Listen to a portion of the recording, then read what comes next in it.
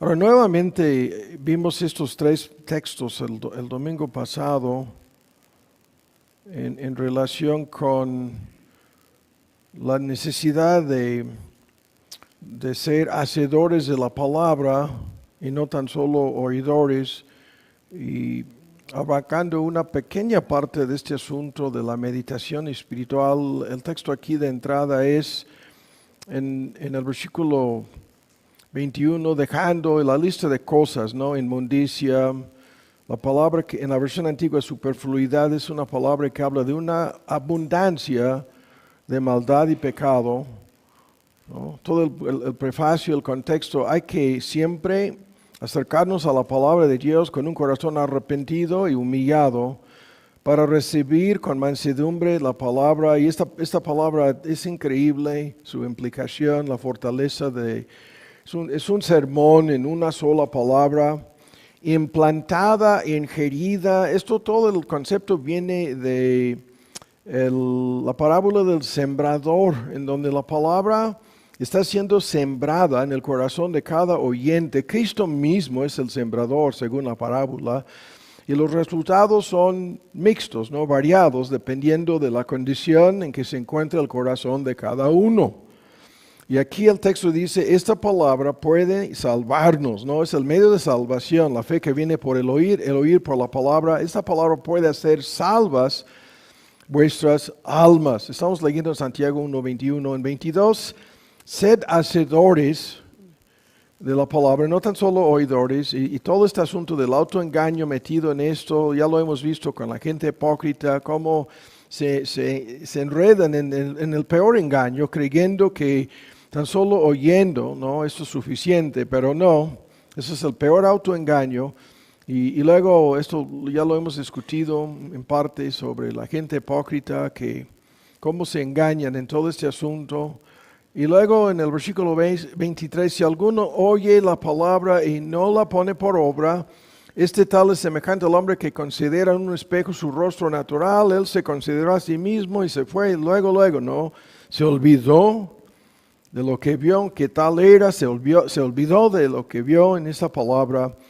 Y ese es el tema que comenzamos a discutir el domingo pasado en el 25. El que hubiera mirado atentamente a la perfecta ley, que es la de libertad, es una frase muy discutida, esta ley, ¿no? Que es una referencia al estilo de los hebreos judíos, en este caso creyentes judíos, que hablaban de la ley del Antiguo Testamento, y ahora agrega Santiago, ¿no? Que esta ley es la de libertad, no de esclavitud, perseverando en ella, no siendo oidor olvidadizo, sino hacedor de la obra, como lo vimos en Josué 1, como lo vimos en el Salmo 1 el domingo pasado, y otra vez aquí vemos la misma promesa de que tan solo esta persona, este tal en nuestra versión antigua, la persona que cumple con esta condición, será bienaventurado. Este tema de las bienaventuranzas, ¿no? Es increíble el alcance de esta palabra. Esto es la salvación y todas las bendiciones espirituales combinándose, que al fin y de un proceso produce esta felicidad, alegría, contentamiento, gozo. Tantas palabras son combinadas para tratar de entender el significado más amplio de esta bienaventuranza, ¿no? Y el punto es, tan solo así podemos sacar el mayor provecho de esta palabra. Ahora, como llevamos varios domingos otra vez con esta serie, y quiero preparar el camino para unos, no sé cuántos van a ser sermones, donde vamos a discutir cómo sacar el máximo provecho de las narraciones históricas, cómo hacer que la palabra se vuelva personal en nuestra propia experiencia. Vamos a introducir en la segunda parte de este sermón cómo sacar provecho de las promesas de Dios. Es un tema en donde vamos a tratar de limitarlo y ayudar a cada creyente en una forma la más sencilla posible, sacar provecho de su meditación, estudio, lectura de la palabra de Dios con el fin de lograr la meta, de ponerla en práctica. Entonces, el día de hoy vamos, y espero lograr este propósito el día de hoy, vamos primero a un gran obstáculo que hay en todo este asunto, ¿no? Y el primer obstáculo que vamos a discutir es la tan conocida flojera espiritual, como vamos a ver en un momento, y luego la incredulidad, ¿no? Y luego la falta de aplicación. Vamos a ver hasta cuál punto llegamos, ¿no? Quiero que veamos al final la promesa de que nunca tendremos hambre y sed, la promesa de Romanos 8:28 y la promesa de Malaquías 3. Si llegamos a tiempo, en buen camino a estas tres promesas, vamos a ver, ¿no?, cómo todo esto funciona. Ahora, estamos aquí en Santiago. Ahora buscan por favor en Hebreos, en su capítulo 6, y después vamos a leer en el capítulo 5 de Hebreos. Ahora, aquí se introduce este gran obstáculo. Luego vamos a, en una forma muy resumida, discutir el tema de la incredulidad y las dudas. Pero este obstáculo, la flojera, ¿no? Algunos ponen siempre, ¿no?, espiritual, aunque vamos a descubrir que esta flojera va más allá de simplemente algo espiritual, ¿no? Está vinculado con otros asuntos. Ahora, los textos que hablan de esto son muchos. No vamos a tratar de repasar y discutir cada uno de los textos. Nos interesa por el momento tan solo estos textos, ¿no? Primero en Hebreos 6, ya lo tienen. Y en el argumento aquí, vamos primero al capítulo 5, ¿no?, de Hebreos.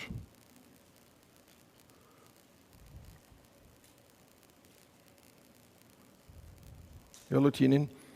En el capítulo 5, este tema es el tema con el cual empezamos hace más de un año y pico, pudieran haber sido 2 años, esta miniserie, debiendo ya ser, tenía mucho que decir a estos creyentes hebreos en el versículo 11, dificultoso de declarar, porque, y ahí viene el tema, ustedes sois, en la versión antigua, flacos, débiles.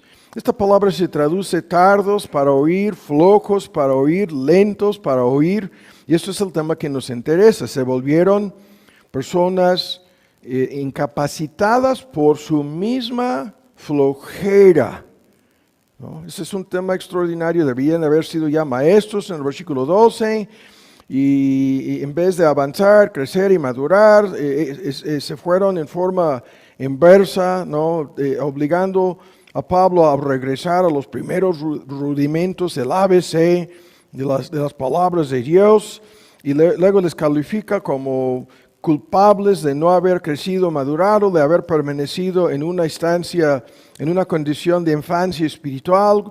El que participa de la leche dice ya no pueden ni recibir ni manejar el alimento sólido, necesitan la leche porque permanecen como niños, y así.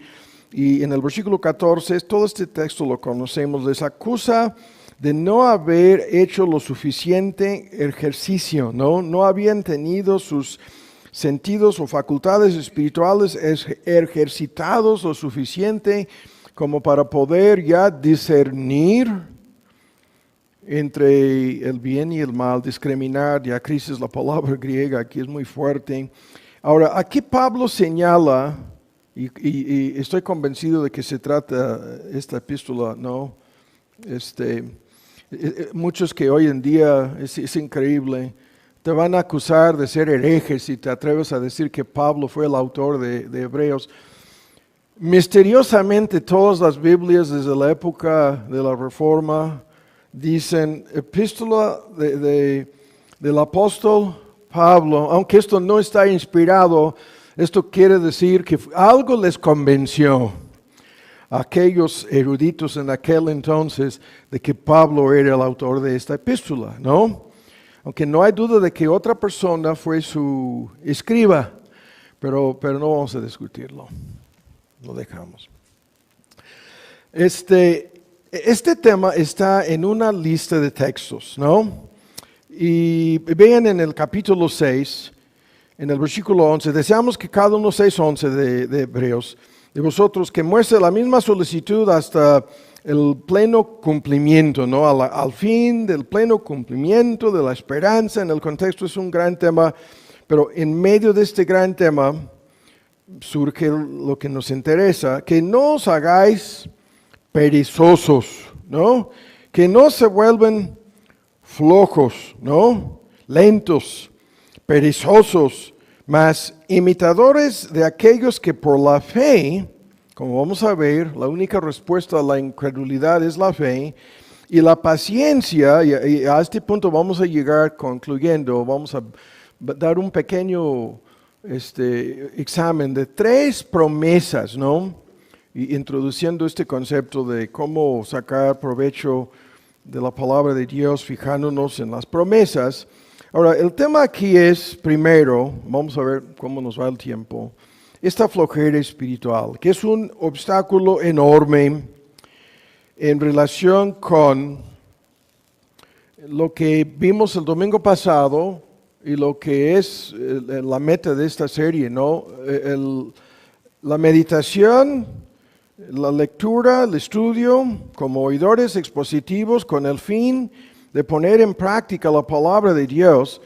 Este asunto es el más sencillo, es un tema recurrente en el Progreso del Peregrino, es un tema que se vuelve a mencionar repetidas veces en ese libro del Peregrino de Juan Bunyan, porque hasta el día de hoy la realidad en esta es lo que vamos a discutir ahora. Hay muchísimos creyentes que se quejan de este tema, ¿no? Y como vamos a ver, una parte del dilema en que se encuentran es que no hacen un esfuerzo real como lo hacen en otras cosas, ¿no? Su profesión de fe en Cristo se queda con lo que ya hemos estado descartando, son oidores, no hacedores de la palabra, o hacen en una forma directa, a propósito, ningún esfuerzo en una lista de ejemplos, no lo hacen, toman todo esto muy a la ligera, se contentan con ser oidores y no hacedores, están al actuar de esta manera desperdiciando este tema que hemos estado viendo, ¿no? Del anillo de oro en la nariz, de la puerca, del cerdo, es un tema extraordinario, no vamos a discutirlo el día de hoy, es una ilustración espantosa. Porque el anillo de oro representa dones, privilegios, oportunidades que Dios nos ha dado, y si nosotros no hacemos el uso correcto de estos dones, ¿no? Y en este caso el don de la palabra de Dios y la capacidad que tenemos de entenderla y aplicarla a nuestras propias vidas, termina el asunto como ya lo sabemos con la ilustración, como si Dios hubiera entregado este anillo de oro carísimo en aquel entonces y hasta el día de hoy. $3,500 vale, ¿no? La onza de oro, y algunos dicen que dentro de poco va a llegar a $10,000, pero ahí está Dios entregando el anillo de oro a una bestia bruta, irracional, sucia, repugnante, ofensiva. Es como si Dios hubiera desperdiciado el don al colocar el anillo en la nariz y es la mujer sin discreción, la mujer sin entendimiento, todo el tema que conocemos en esta ilustración espantosa. Y nosotros entendemos que esto es lo mismo con cualquier don, es como si Dios hubiera entregado su palabra a unos cerdos, para decirlo así. ¿Qué harían los cerdos con esto? Algo más que pistear, ensuciar, enterrar este libro excremento en la suciedad, en el lodo, en que la puerca lavada vuelve a revolcarse así. ¿Qué harían con algo como esto? lo desperdiciarían tal como, ¿se acuerdan de esta ilustración? Como lo hizo el hijo pródigo con la herencia que recibió, que pidió anticipar. La herencia se desperdició por completo hasta que el hijo pródigo fue reducido al nivel de un puerco, ¿no? Peleando con los puercos sobre las croquetas, y esperemos, ¿no?, que no fueran otra cosa. Pero el punto, aquí tenemos el dilema. Muchísimos creyentes no hacen lo que vimos hace 8 días, no hacen un esfuerzo para meditar, no hacen un esfuerzo para encontrar la manera de poner en práctica la palabra de Dios en muchos aspectos de su vida. Y concluimos hace 8 días con el texto firmes, constantes, 1 Corintios 15, creciendo en la obra del Señor y hablando del privilegio que tenemos de hacer algo que vale la pena, algo que importa, algo que tiene importancia eterna. Y sin embargo, muchos se contentan con lo mínimo en este asunto. Ahora, vamos a introducir este concepto. Esto es algo muy sencillo, no hay nada profundo en lo que vamos a decir aquí, pero la forma en que tantos creyentes se acercan a la palabra de Dios es lo que nos interesa. Y acabamos de leer acerca de niños, ¿no? En Santiago. Pedro habla de los niños recién nacidos y dice a estos nuevos creyentes que deben desear la leche espiritual. ¿Para qué? Para que crezcan en salud espiritual. En 1 Pedro 2 el texto es muy conocido. Y es la misma cosa, ¿no? Tal como los pequeños, es increíble ver a estos niños, ¿no? A estas niñas. Tenemos en los últimos meses, ¿no?, recién nacidos aquí en la congregación y no puedes ver, se alejan por 2 minutos, 5 minutos, máximo 10 minutos de su mamá y comienzan a abrir su boca, comienzan aun cuando no pueden ver ni visualizar sus ojos, ¿no? Están en proceso, recién nacidos, de llegar al momento en que pueden enfocarse bien y ver con claridad lo que está frente a sus ojos y a unas ciegas, están así, ¿no?, deseando y se van a poner a hacer toda una lista de cosas. No voy a comentar sobre ninguna de las cosas que van a hacer si no reciben al instante la leche, ¿no? Y el argumento es, así comienza la relación que cada creyente tiene con este libro. Esta ilustración es tan sencilla. Y de alguna manera, ¿no?, muchos llegan a la etapa más adelantado en la vida, en la vida cristiana, en donde se les da flojera, indolencia, ¿no? En sentido espiritual, como vamos a ver, se enredan en luchas para alimentarse de esta palabra. ¿Cómo? ¿No? ¿Qué sucede?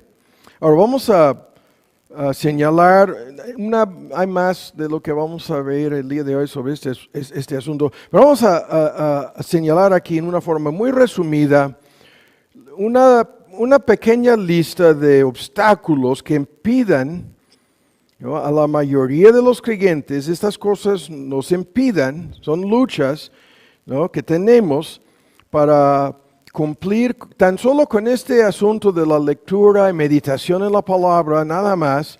Estos puntos que vamos a señalar aquí nos impidan. Y el primer punto, el primer obstáculo, son las circunstancias contrarias.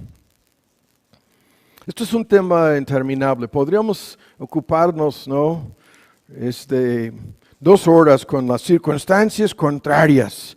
Circunstancias contrarias que comienzan la falta de tiempo, ¿no? Que muchos dicen, no, ¿cómo? Yo no tengo tiempo para dedicarme a esta meditación que la palabra de Dios exige de cada creyente. Y a la vez, cuando me pongo a hacer algo así, surgen interrupciones, ¿no? Estas cosas imprevistas, estas cosas que yo no esperaba, me pongo a leer y suena el teléfono, ¿no? O me pongo a leer y oigo el ping de WhatsApp en mi celular, saben, ¿no? De qué estoy hablando. Y otros, vean, dicen, no son esas cosas triviales, no son las presiones de la vida, las responsabilidades de la vida.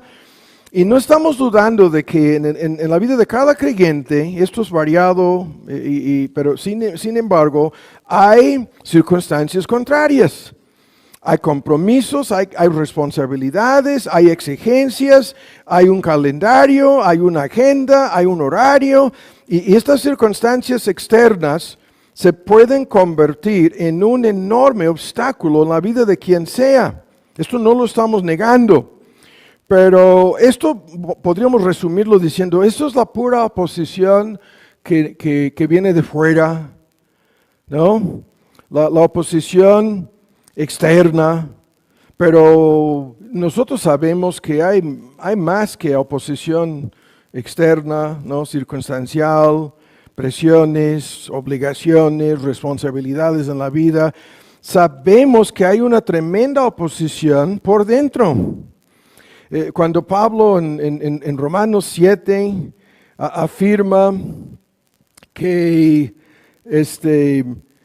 en mí no mora el bien, y la parte que se llama aquí mi carne, la parte aún no renovada, porque tengo el querer, el deseo, pero efectuarlo, llevarlo a la práctica, ponerlo en práctica, ¿no? A efectuar ese bien no lo alcanzaba siempre Pablo, y nosotros tampoco. Porque por dentro, ¿no? En el hombre interior, en la parte renovada, me deleito en la ley de Dios. Estoy leyendo de Romanos 7, conocemos el texto, pero hay un obstáculo, veo otra ley. La palabra ley aquí se refiere a un principio operativo, como la ley de gravedad es un tema extraordinario. El uso de esta palabra técnica aquí, la palabra principio, ¿no? Que está operando en los miembros de mi cuerpo, en las facultades de mi cuerpo y alma, hay otro principio operativo que se revela en contra de la ley de mi espíritu, y luego se mete de por medio el tema del secuestro express, ¿no? Cuando en el 21 dice, queriendo yo hacer el bien, hallo esta ley, que el mal está en mí. Y luego echa la culpa al pecado en el versículo 20, que todavía mora, los restos y remanentes del pecado que todavía moran en nosotros. Y por más que algunos entre supuestos grupos reformados hoy en día nos quieran decir que no se refiere Romanos 7 a un creyente, entonces explícanme cómo es que la persona ahí dice que se deleita en la ley de Dios y cómo está enredada esta persona en un conflicto cotidiano en contra del pecado en su propia vida. Esto no describe la vida de ninguna persona inconversa. No, los inconversos están enamorados del pecado, se ocupan de la carne, no se sujetan a la ley de Dios, ni tienen la menor intención de hacerlo. La persona en Romanos 7 lo quiere hacer, no vamos a discutirlo. Basta con Gálatas 5, que dice, la carne codicia contra el espíritu y el espíritu codicia, la palabra codicia tan discutida, contra la carne. Estas cosas son dos fuerzas, ¿no? Dos leyes opuestas, se oponen la una a la otra, y esto no se enreda, para que no hagáis lo que quisierais, ¿no?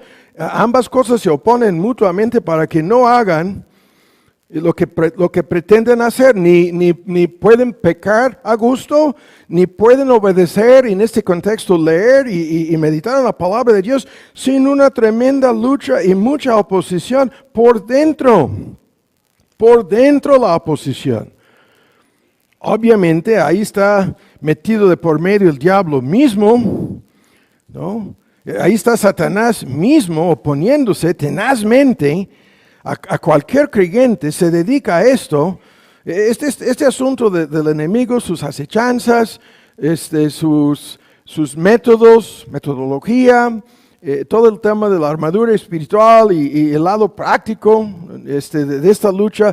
Satanás activo, poderoso, nunca dándose por vencido, siempre tratando de obstaculizar, siempre, como lo decía Pablo en uno de sus viajes misioneros, siempre hasta impedía al gran apóstol Pablo, siempre tratando de impedir, frustrar, obstaculizar a cualquier creyente en el cumplimiento de algo tan básico y tan sencillo como la lectura y la meditación en la palabra de Dios.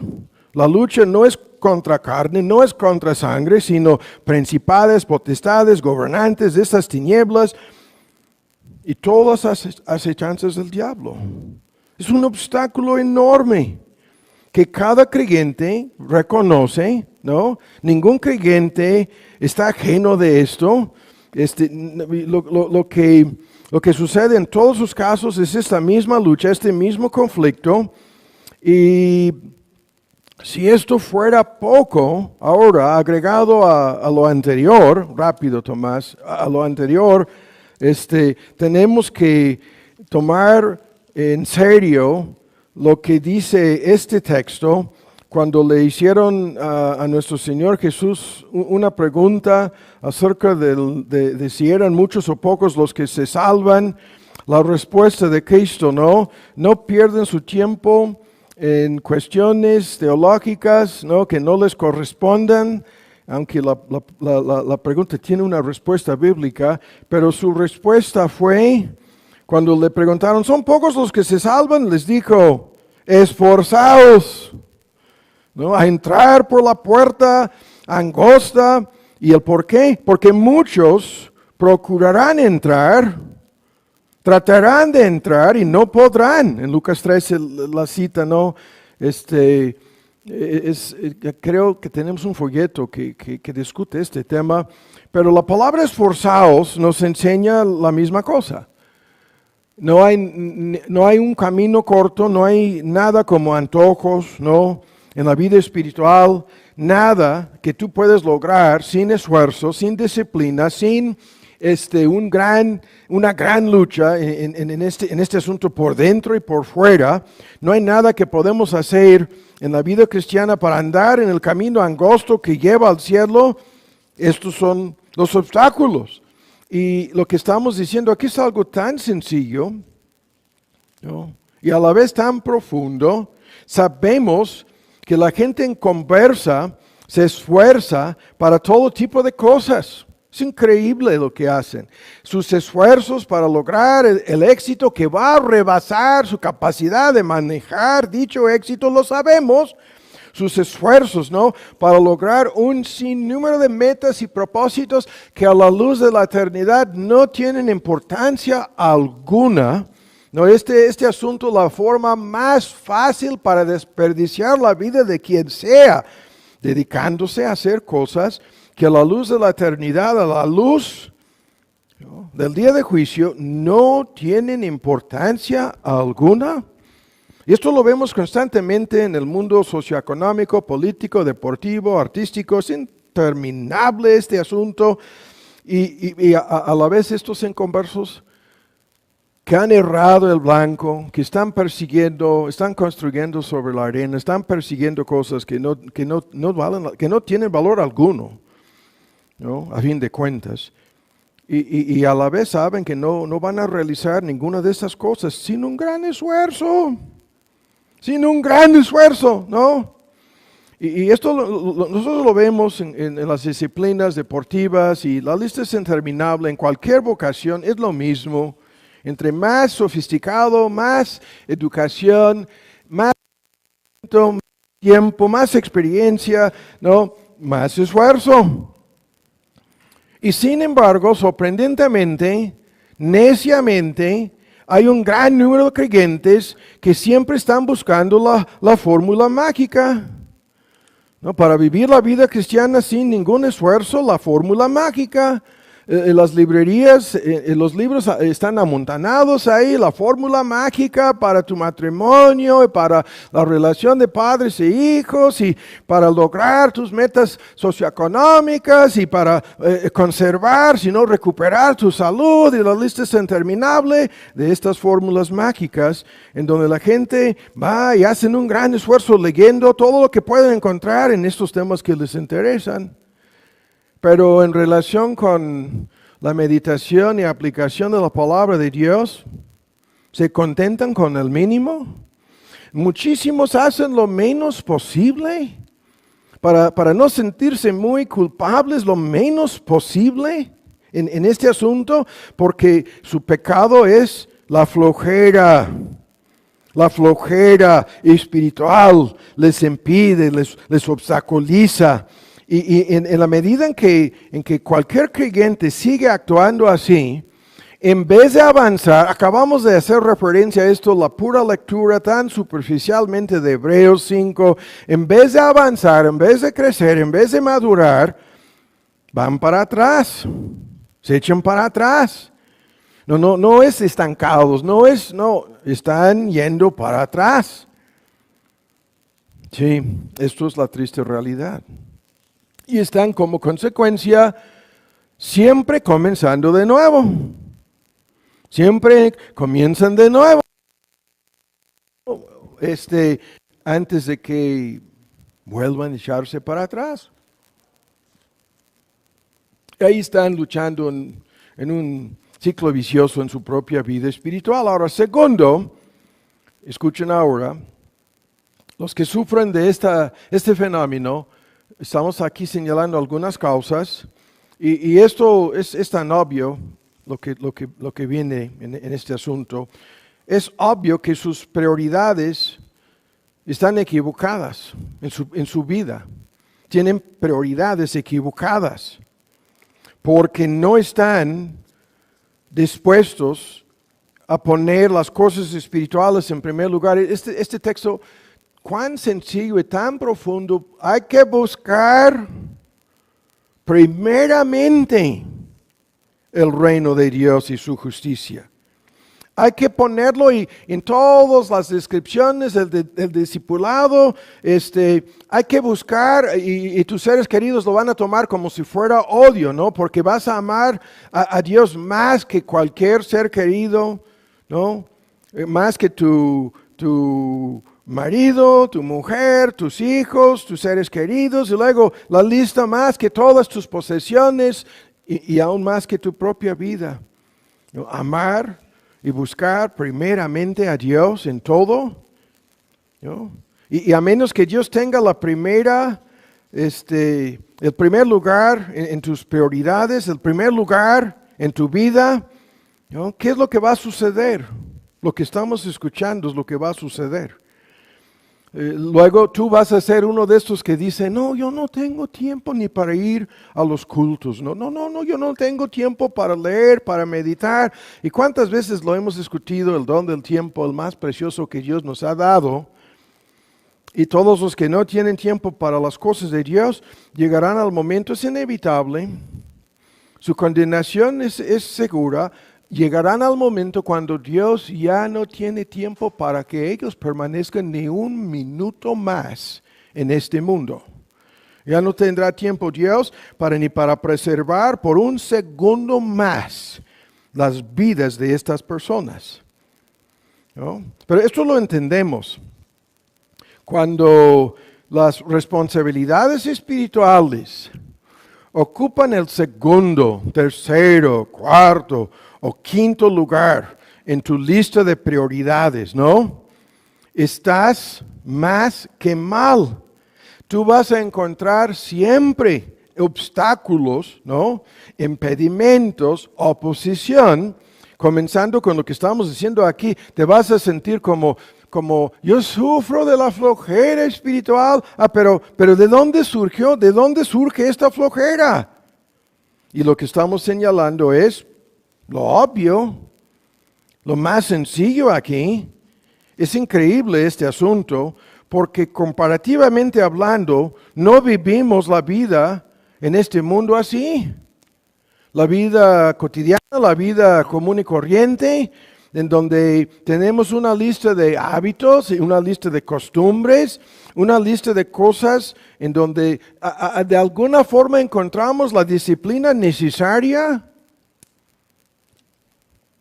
para cumplir con las cosas necesarias para vivir. Y la lista de estas cosas necesarias en donde misteriosamente encontramos el tiempo, misteriosamente encontramos cómo superar, para comer cualquier obstáculo será superado, ¿no? Para dormirse, cualquier obstáculo lo vamos a superar. La lista aquí, las cosas comunes y corrientes: comer, beber, bañarse, dormirse, trabajar y hacer tu lista de quehaceres, sea como ama de casa, sea como cabeza de familia, sea en tu chamba, en tu trabajo, la lista de las cosas necesarias que tenemos que hacer, ¿no? De alguna forma misteriosa encontramos el tiempo necesario, ¿no? El tiempo necesario para cumplir con todo lo más básico de la vida. Y en este sentido, ¿no? Todos, si esto no fuera así, no viviríamos aquí mucho tiempo, no estaríamos aquí aún vivos, la mayoría de nosotros, ¿no? Estas personas que descuidan lo más básico sufren las consecuencias físicas, ¿no? Fisiológicas. Pero el punto es tan sencillo. En estas cuestiones, misteriosamente, no vamos a permitir ningún obstáculo. Yo tengo que comer, yo tengo que descansar, yo tengo que trabajar, y yo necesito, incluso misteriosamente encontramos tiempo para relajarnos, tiempo para las redes sociales, tiempo para prestar atención al mundo, a las noticias, a los deportes, al cine, a la televisión. La lista es interminable de ejemplos. Encontramos, ¿no?, el tiempo necesario para las cosas que son importantes para nosotros.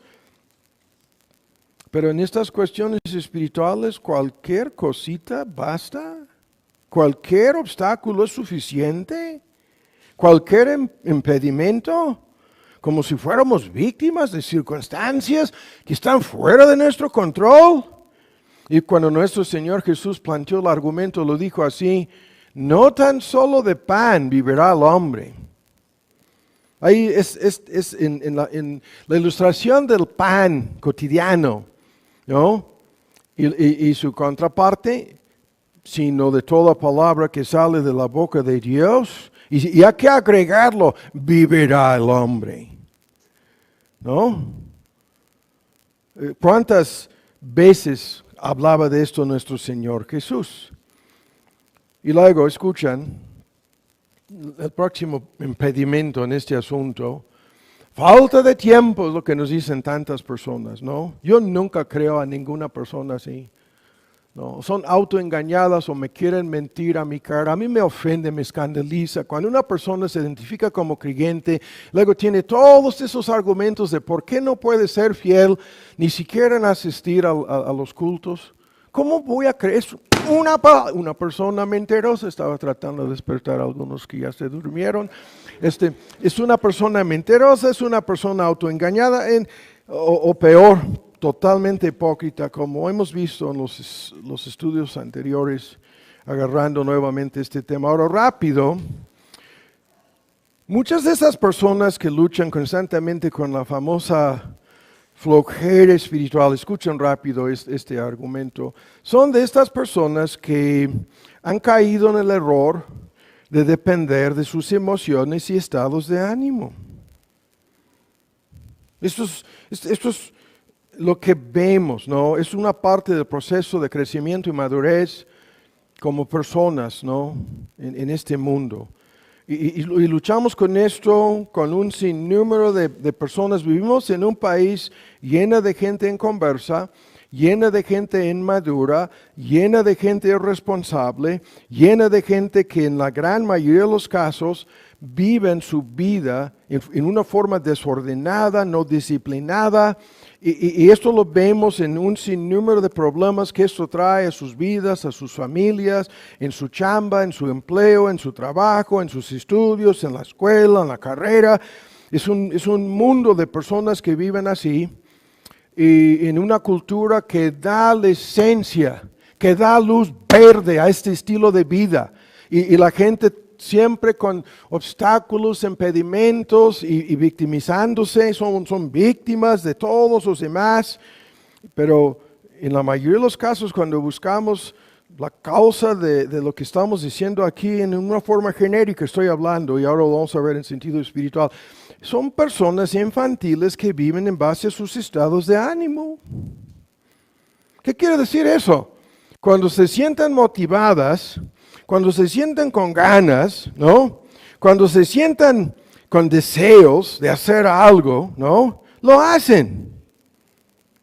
Y cuando no se sienten con ganas o deseos, no hacen nada. ¿No? Y esto es increíble. Estoy luchando aquí, ¿no? Porque la mayoría de la gente que nos rodea vive en esta forma. Se sientan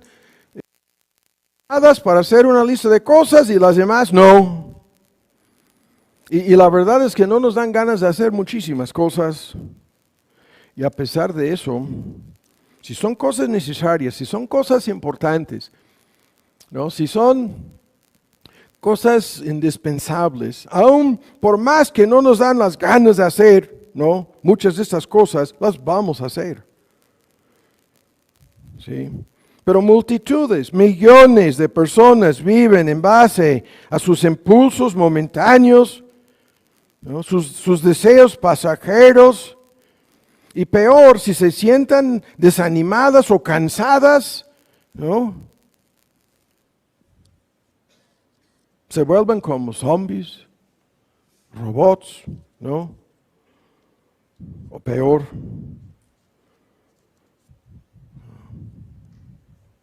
Ahora, si esto es la forma en que tú vives la vida cristiana, ¿no? ¿En qué tipo de problemas te vas a meter con Dios? ¿Qué tipo de desastre vas a hacer en tu propia vida cristiana viviendo así? Lo que sabemos es que la obediencia, esa es la meta, meditación, aplicación, con el fin de poner en práctica, pero la obediencia tiene que volverse un hábito, una costumbre, ¿no? ¿Qué quiere decir esto? Nos veremos obligados a cumplir con ciertas responsabilidades en la vida cristiana. Nuestras emociones no son de confianza, suben y bajan, son fluctuantes.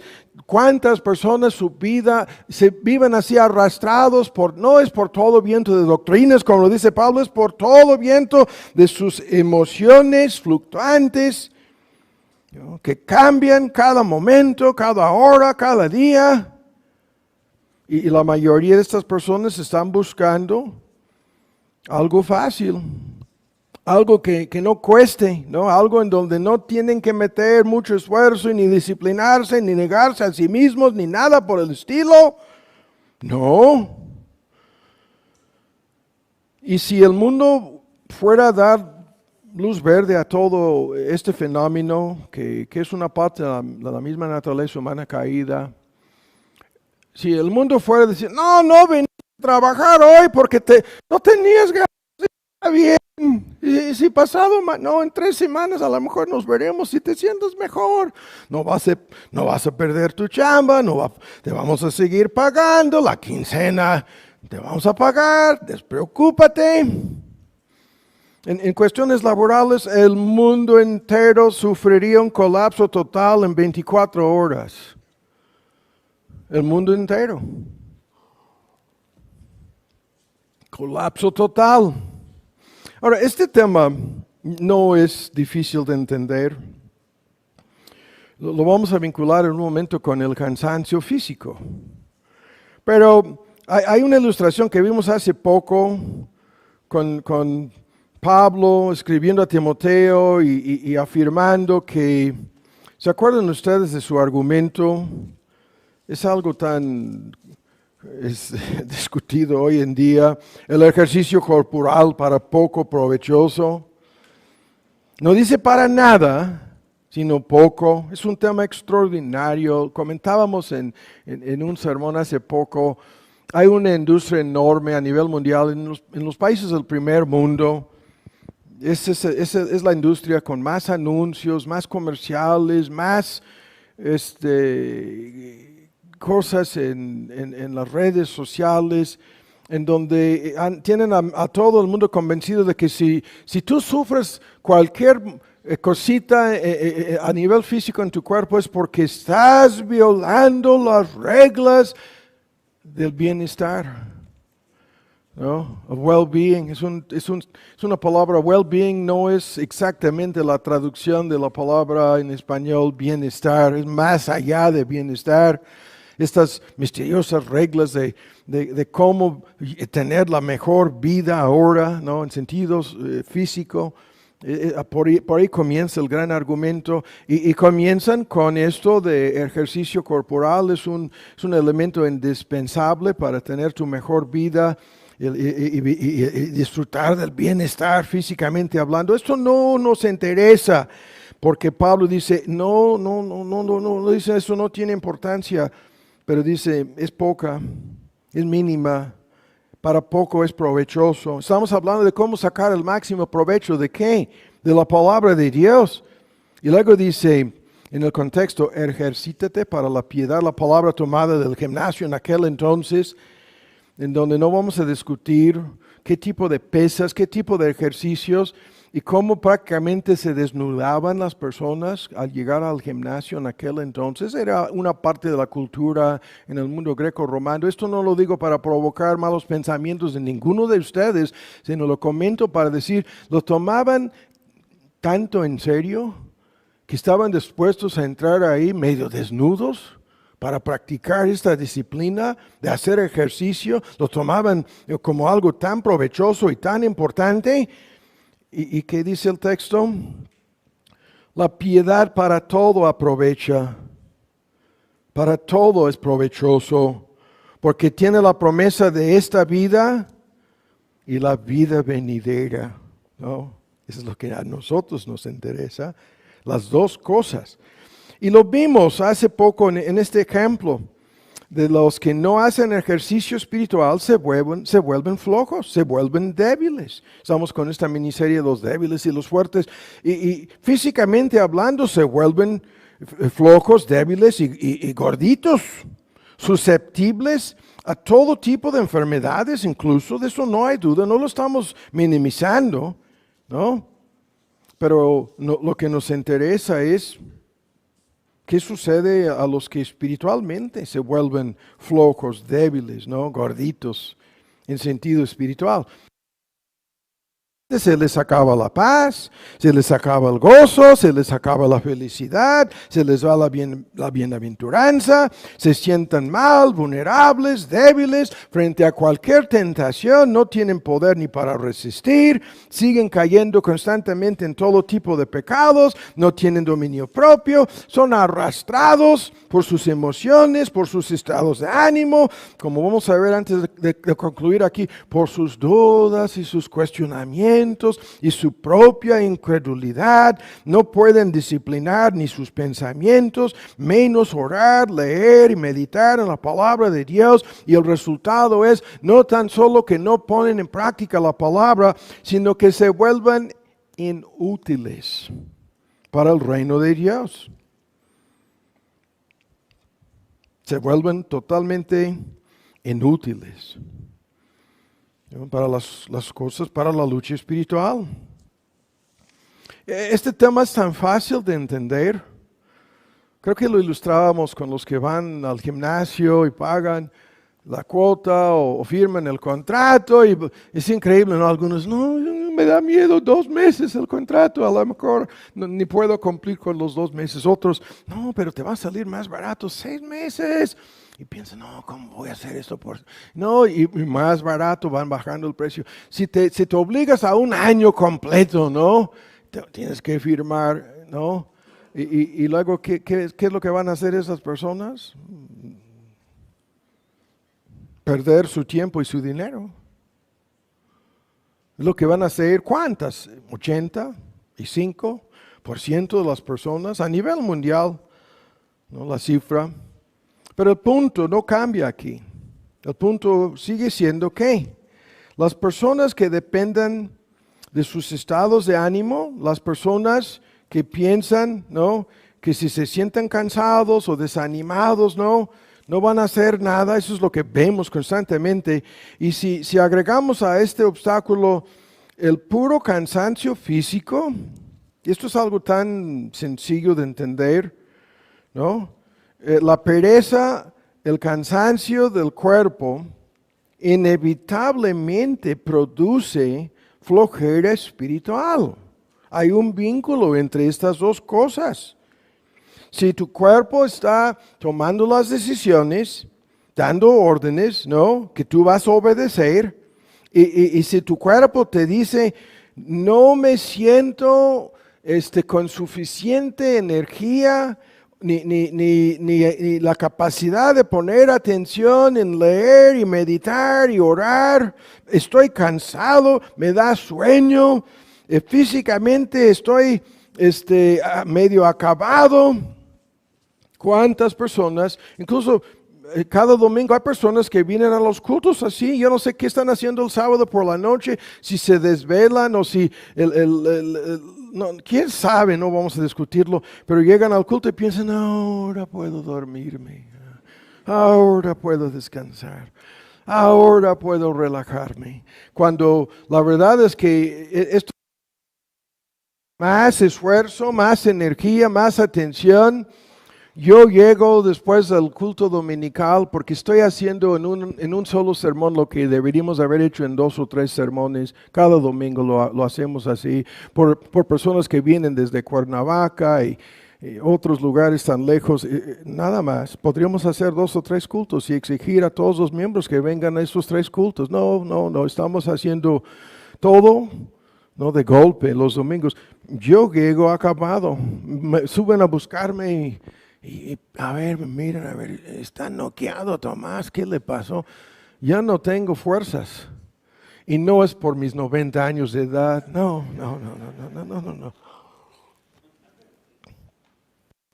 Yo tengo que hacer un gran esfuerzo cuando estoy cada 15 días. Si estoy ando de viaje o ayer tuvimos una sesión muy intensa, muy buena con la ayuda de Dios en el instituto ayer. Y yo llego a la casa y tengo que relajarme, tengo que recuperar mis fuerzas, ¿no? Pero, ¿qué es lo que estoy ilustrando? Esto es así en cualquier aspecto de la vida. ¿Cuánto más en cuestiones espirituales? Y si dejamos que nuestro cansancio, nuestras emociones o nuestros estados de ánimo dominan, nunca vamos a hacer nada. ¿No? Y el diablo, sabiendo esto, no, esta persona ya le tengo tan manipulada. ¿No? Le puedo controlar así, de fácil. ¿No? Y si dejamos, el ejemplo aquí es clásico, la lectura, la meditación, hasta después del trabajo cotidiano y todas las actividades, y ya nos estamos acercando a la hora de dormirnos. No, esto en el momento en que abres tus ojos en la mañana, deberías estar orando, deberías estar meditando, deberías estar reflexionando, ¿no? Deberías de buscar algún tema, algún texto, ¿no? Que has estado leyendo y viendo y repasarlo, ¿no? En tu mente. Pero, y si lo dejas, ¿por qué al principio? Porque es cuando tienes más, ¿no? Más energía, más capacidad de concentración. Los que caen en este error de dejar la oración, la lectura, hasta lo último, ¿no? Inevitablemente el cansancio nos vencerá a todos. A nadie le gusta leer cuando está cansado. A nadie le gusta pensar, meditar. No. Pero esto es tan absurdo, tan necio actuar así en las cuestiones espirituales. ¿No? Y ahora rápido, y ahora ahora aquí el tema cambia, ¿no? El último punto que vamos a mencionar es, muchos se quejan de la flojera espiritual debido a que no sacan provecho de lo que están haciendo, de lo que están leyendo, ¿no? Y esto es un tema extraordinario.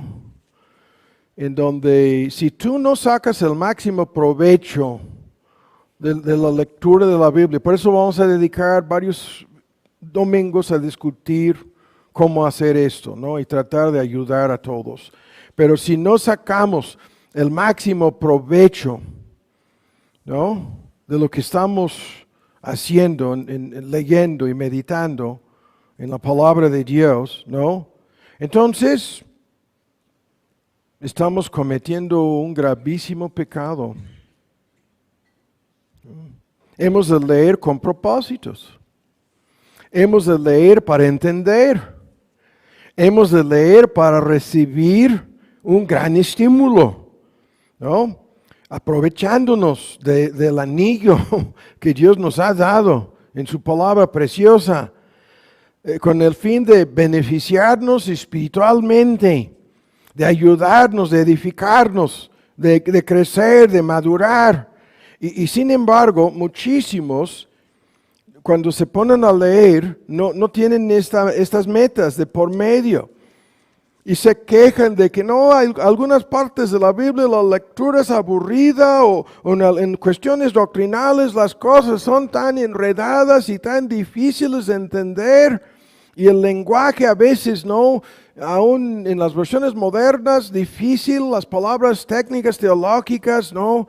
Y la lectura es pesada, ¿no? Y no sacan provecho. ¿No?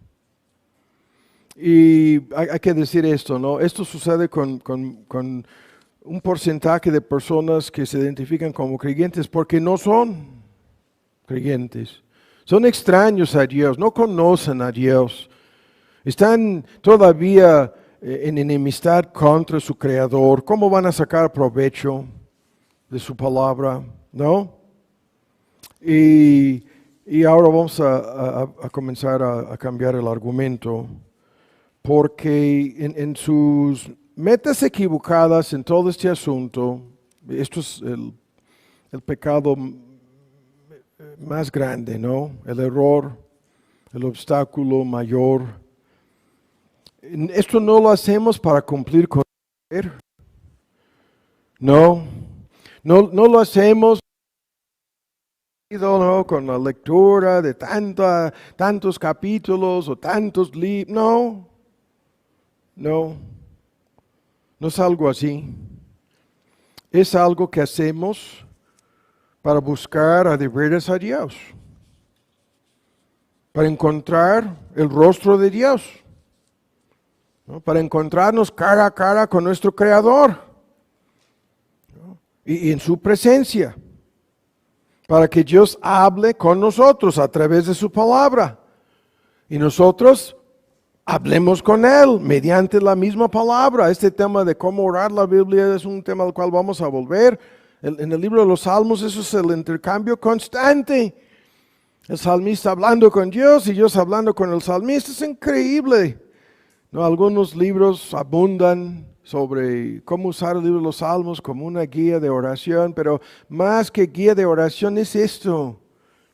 Es buscar comunión, compañerismo con Dios. La presencia especial de Dios con nosotros por medio, ¿no?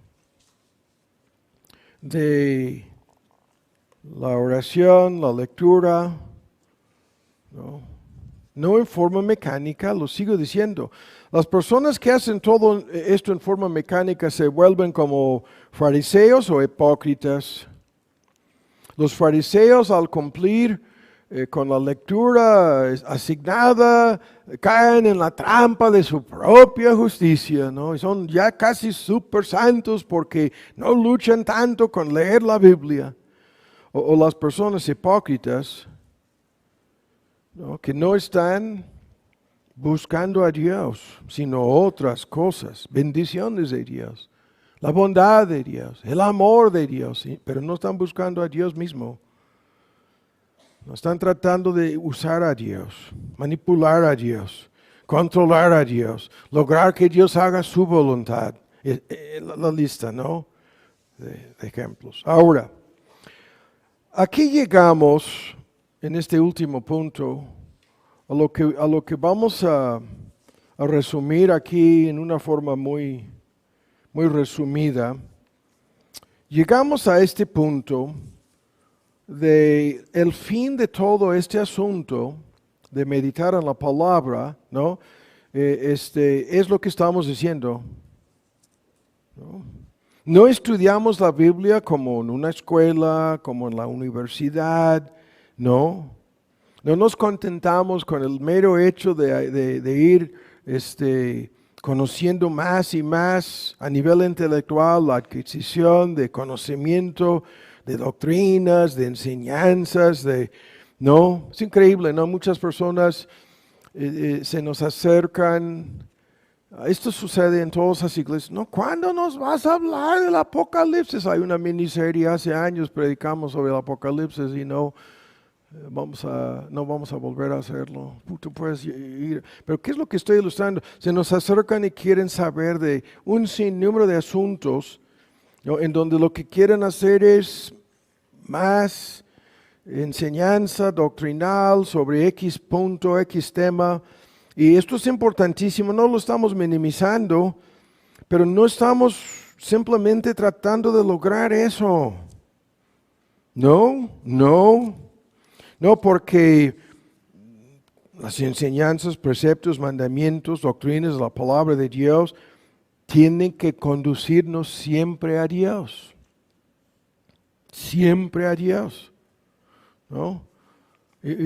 ¿Por qué estoy medio burlándome del Apocalipsis? No porque sea un libro de poca importancia, pero la mayoría de la gente que quieren saber del Apocalipsis, lo que quieren saber es cuál es la secuencia de eventos finales y qué tan cerca estamos al fin. Pero eso va a cambiar si pudieran saber qué tan cerca y cuál es la secuencia exacta de eventos. ¿Cambiaría sus vidas? No.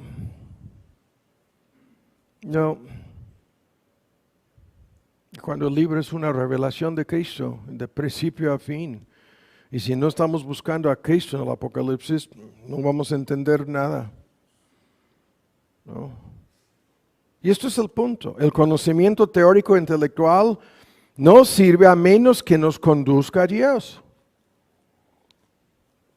A menos que nos conduzca a conocerle más y mejor, amarle más y mejor a nuestro Dios, de nada sirve salvo para aumentar nuestra condenación y culpa en el día de juicio.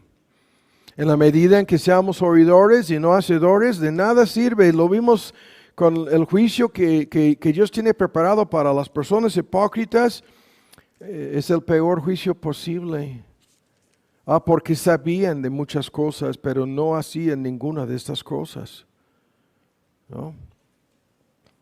Y la advertencia de Pablo, el conocimiento en sí envanece, ¿no? El puro conocimiento te llena de soberbia y el amor edifica. Si este conocimiento no te conduce a amar a Dios, de nada sirve.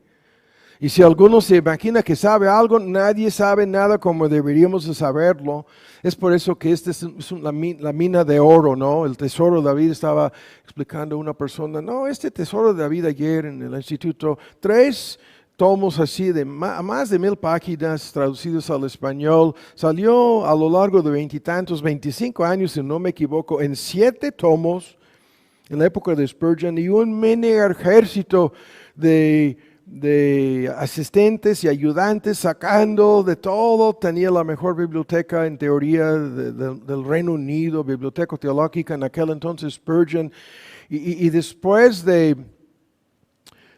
la parte en donde es la exposición de Spurgeon, es una parte increíble de citas de los mejores comentaristas, yo voy a decir mejores que los que hay hoy en día.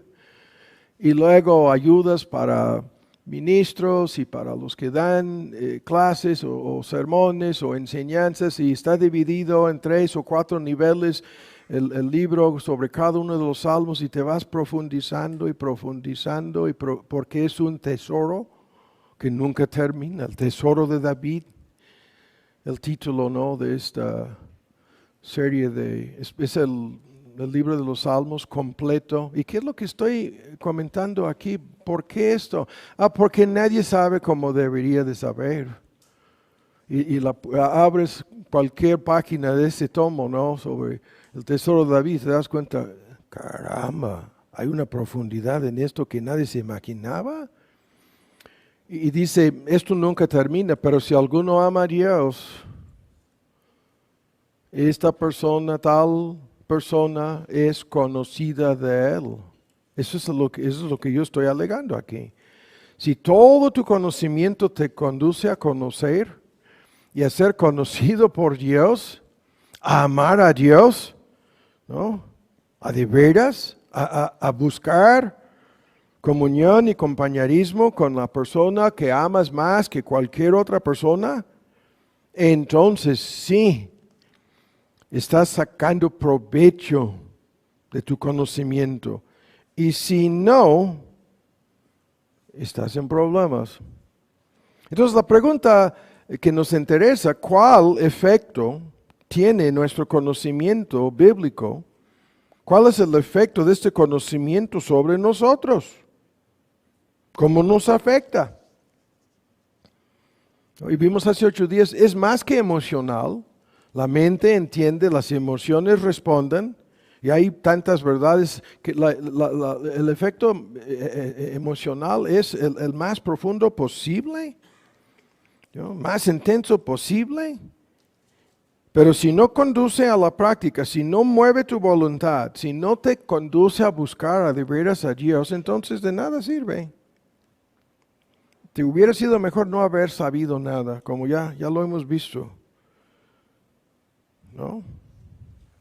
Ahora, ahí está el paquete, ¿no? Que quería abarcar. Y hay muchas cosas aquí que vamos a tener que brincar. Pero ahora vamos a ilustrar este último punto con este tema, ¿no? Lo que estamos diciendo es que la Biblia es la revelación de la mente, la voluntad y los propósitos de nuestro Dios. De eso se trata. Esto no es simplemente un libro. Esto lo vimos al principio, ¿no? de esta miniserie. Dios nos habla a través de este libro. Dios escribió este libro, ¿no? Dios habló a través de los profetas, a través de los apóstoles, a través, ¿no? de todo lo que registraron aquí en las narraciones históricas, ¿no? En el libro de los Salmos, en las partes didácticas, doctrinales. En este tema nos vamos a meter cómo discernir y hacer distinciones en estas cosas. Pero el punto, el libro es la boca de Dios, la voz de Dios, la voluntad de Dios, la revelación de Dios que llega a nosotros, ¿no? Por nuestro oído, lo que estamos escuchando en un culto público o lo que estamos leyendo, ¿no? Sigue siendo Dios el que nos está hablando. Y lo que tenemos que buscar es Dios. Ahora, esta fórmula que voy a repasar aquí nos sirve, espero, ¿no? Como un ejemplo de este argumento en donde no vamos a... Es que mucha gente, es pues por el dilema del internet hoy en día, escuchan cosas y saben muy poco de lo que están escuchando. Es un debate tremendo. Hay libros en donde dicen, tú tienes que encontrar a Cristo en cada capítulo de la Biblia. Esto no es cierto. Perdónenme. I'm sorry. No, eso suena como muy teológico y muy espiritual, pero en las genealogías eso no lo vas a encontrar, a menos que sea la genealogía de Cristo. No, eso no es lo que dicen. Y hay libros, no abundan, hay varios que se volvieron bestsellers, en donde te pretenden enseñarte cómo encontrar a Cristo. Luego dicen en cada párrafo, ¿really? No, Pero, qué estoy diciendo? Lo que está de moda no es cristológico. Dice, no, toda la predicación tiene que ser una predicación cristológica y centrada en la persona y obra de Cristo. Y si esto no lo haces, prácticamente ustedes son una bola de apóstatas, ateos o algo peor. No, estas son tonterías, ¿no? Que salen por personas quizás muy bien intencionadas, nos hablan así, pero son personas que están falsificando un argumento que es importante, pero no es la realidad, ¿no? Esto no es como lo pintan, sorpresivamente no. Pero en un sentido tienen razón. Tú debes de encontrar a Dios en cada capítulo. Y no estamos negando que Cristo sea Dios, pero es un tema, a lo mejor fue un error haberlo mencionado, en donde su argumento es: si no vuelves en cada parte de lo que estás leyendo, y esto lo usan para atacar y criticar a los que predicamos, si no vas directamente a la cruz, si no, vamos a repartir el folleto de Spurgeon sobre cómo hacer esto, pero dicen, si esto no lo haces, estás mal. Y luego terminan encontrando a Cristo en donde no se encuentra. Pero a Dios sí. No sé si me explico aquí. Lo que quieren decir es que tienes que convertir cada parte de lo que estás leyendo en un sermón evangelístico, ¿no? O en el Evangelio. Good luck. No. Pero a la vez, vean, ¿vas a encontrar a Dios? Sí. Si estás buscando a Dios, ¿no? Incluso a Cristo. Ahora, este ejemplo. El primer Adán es un tipo del segundo. ¿Qué quiere decir eso? Es un tema increíble. Podríamos dar media hora de análisis mostrando los paralelismos entre el primero y el segundo Adán, ¿no? Pero la mayoría de la gente no sabe cómo hacer eso, no tiene ni idea, ¿no? Ni idea. Jesús es el verdadero Abel, ¿no? Caín y Abel. Esto de que el diablo no sabía cuál sería la simiente, la semilla prometida, ¿no? Por eso entró al huerto de Edén para matar al primer Adán, pensando, ha de ser él. Y luego cuando no fue así, no, es que están Caín y Abel, tiene que ser alguno de ellos. Voy a procurar la muerte, no de ellos. Pero Abel es tipo de Cristo, inocente, muerto injustamente, asesinado, y su sangre, esto lo tenemos en el Nuevo Testamento, el argumento, clama a Dios hasta el día de hoy. La sangre de Cristo, ¿no?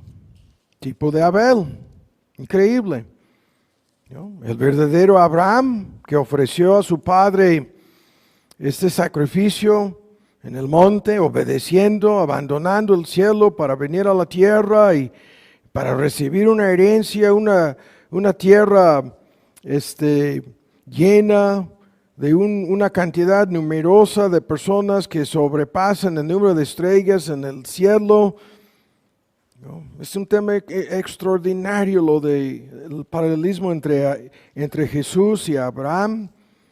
Y Cristo lo comentó: Abraham se regocijó de ver mi día, y lo vio y se gozó. Y cuando tú estás leyendo, lo vamos a discutir sobre todos estos personajes históricos, estoy ilustrándolo. Hemos de buscar a Dios y específicamente en estos ejemplos a Cristo. Jesús es el verdadero Isaac que subió al monte cargando su cruz, y en vez de ser librado como Isaac lo fue a la mera hora, Cristo se entregó como sacrificio y murió en ese monte. El verdadero Jacob que luchó en el Getsemaní y su talón herido, ¿no? No como lo que vemos con Jacob, su talón, dice, calcañar, obtuvo así la bendición prometida como el verdadero Israel. Los paralelismos con estos ejemplos son constantes. Jesús es el verdadero José. Es un tema increíble, rechazado por sus hermanos, ¿no? Entregado a sus enemigos, ¿no? Tentado y sin pecar, y librado increíblemente por Dios, exaltado a la diestra del Rey, ¿no? Y como José salvó al mundo entero de aquel entonces, incluso perdonó a sus traidores, a sus mismos hermanos, Cristo salvó al mundo de los escogidos, destinados para salvación. Todos los textos apuntan en el argumento que estoy dando aquí, ¿a qué? Jesús es el verdadero Moisés, mediador del nuevo pacto, líder de su pueblo, que nos guía por el desierto de este mundo. Y como Moisés no lo pudo hacer, sí nos deposita sanos y salvos al otro lado del río de la muerte, sanos y salvos en la tierra prometida celestial. Y con todos los ejemplos, la lista es interminable aquí. El verdadero Job, el verdadero David, ¿no? Que derrotó a los gigantes, el pecado, el diablo y la muerte, y ahora reina para siempre, otorgando los frutos, los resultados de lo que hizo al derrotar al pecado, al derrotar al diablo, al derrotar la muerte. Nosotros recibimos los frutos. El verdadero Jonás, 3 días, ¿no? En la tumba para traer salvación a una muchedumbre más grande que la ciudad de Nínive. El verdadero, y la lista no termina. Puedes encontrar a Cristo en todos esos ejemplos: David, Jonás, Job, Nehemías, etcétera, etcétera. Si lo estás buscando, lo puedes encontrar. Y el punto de lo que estamos comentando aquí es importantísimo. Si estamos buscando verdaderamente a Dios, lo vamos a encontrar. Y si no, no. Ese es el punto. Y en el contexto de esto, ¿por qué estamos buscando a Dios? Porque esto es el medio que Dios nos ha proporcionado, su palabra escrita, para que le busquemos. La fe viene por el oír por medio de la palabra de Dios. Y cuando vemos este asunto en esta forma, no estamos negando la historia de Abel, de Enoc, de Noé, de Abraham, de Isaac, la lista en los héroes de la fe en Hebreos 11, de todo lo que hicieron, pero ninguna de estas personas logró ninguna de estas cosas por su propia cuenta. Todo lo hicieron en una vida de comunión, compañerismo, obediencia, entrega a Dios. Se enfrentaron con todos los peligros, oposición, sufrimiento, dolor, vergüenza, oposición, culminándose en victorias y gloria, porque estaban todos estos ejemplos. A esto vamos a volver en otro sermón.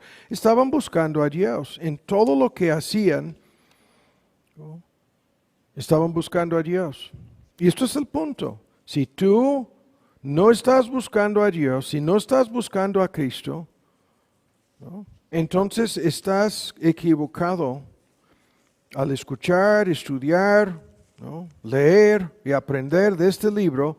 Estás errando el blanco, ¿no? Ahora, en el tiempo que nos resta, como esto se alargó más de lo que yo pensaba, lo que vamos a hacer es poner a un lado el tema de la... Hay en lo que estamos viendo aquí, la parte final, las dudas y la incredulidad que se meten de por medio en este tema, ¿no? Y tan solo menciono en una forma muy sencilla. Muchas personas cuando están leyendo chocan con cosas que engendran dudas. Y las dudas son muchísimas. El tema lo vamos a abarcar en otro estudio.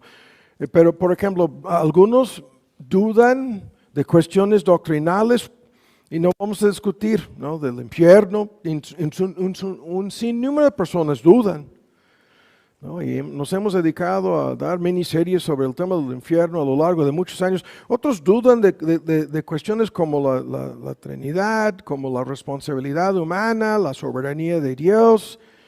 las dos naturalezas de Cristo. Es un tema increíble en donde cuestiones doctrinales en relación con qué es lo que enseña la Biblia engendran dudas. Otras personas dudan de las normas bíblicas. ¿A de veras la norma es no a la inmoralidad sexual? Increíblemente, hoy en día hay muchísimos que dicen que dudan de estas normas, ¿no? Y luego muchos creyentes dudan de la eficacia de la obra de Dios. No, ¿cómo es posible? Conozco a estos creyentes, llevan años identificándose como creyentes y lo que veo es que han cambiado muy poquito, ¿no? Han cambiado bien poquito. No veo muchas evidencias de que sean realmente creyentes y es increíble, ¿no? Ven muy poca eficacia, muy pocos resultados en las vidas de muchas personas identificadas como creyentes. Dudan de la eficacia de la obra de Dios. ¿Sí? Y lo que no entienden es el tema es extraordinario. El proceso de transformación dura de por vida. Yo voy a decir algo, entendemos los ciclos y 7 modelos de la vida cristiana, no vamos a discutir todo esto, pero voy a decir esto. Es algo, mucha gente nunca lo ha entendido. El crecimiento es lento. No estoy negando que puede una persona crecer en algunos asuntos en forma más rápida, pero el panorama de principio a fin es crecimiento prolongado, lento, alargado, a propósito. A propósito. Of course it is. A propósito. Tal como lo vemos nosotros, este chamaquito ya pasó de 3 a 5 años de edad y vemos, pues se nos hace que de 3 a 5 fue una mini eternidad, ¿no? Y luego de 5 a 10, no, los cambios increíbles, pasaron 5 años. Y luego de 10 a 15, ya comienzan a retroceder a los 15, ¿no? Ya comienzan a echarse para atrás, ¿no? A volver a la etapa infantil, no voy a decir más. Luego, aquí tenemos, ¿no? No han puesto en orden su vida aún, no tienen chamba fija, no tienen vocación, no tienen estudios, no pueden casarse, no pueden, haz tu lista de ejemplos, ¿no? Y esto ya es la norma hoy en día. Estamos con 30, 40 años y pensamos, no deberían de haber tardado tanto. ¿Qué pasó? ¿No? Estoy ilustrando, ¿no? En contraste con aquello, ¿no? Lo que sucede en la vida cristiana se alarga, se extiende, se prolonga de manera lenta, continua y sin embargo lenta, a propósito. A propósito. Ya estoy, no tenía la menor intención de detenerme con los que cuestionan la eficacia de la obra de Dios. Hay que ver el producto final. Estoy leyendo otro de estos libros. Me llamó la atención porque me dieron un capítulo de leer en PDF y dije, no, esto es buenísimo. Lo estaba comentando con Lisa. El título del libro, God's Not Finished With You Yet. Uno de esos cuantos libros han salido. Dios no ha terminado contigo aún. Dios no ha completado su obra conmigo todavía. El título del libro. Dios no ha llevado a la perfección ni a Pablo, ni a ningún creyente en esta vida. No hay super santos. Pero lo sigo diciendo. Es un tema extraordinario, este tema de las dudas. Y es increíble cuando esto se convierte vean, cuando la persona no está dudando de doctrinas, no está dudando de la enseñanza, no está dudando de lo que dice la palabra, sino que está dudando de si Dios me quiere ayudar a mí. Está dudando de la disposición divina de cumplir tal o cual promesa en mi vida. Dudando, cuestionando.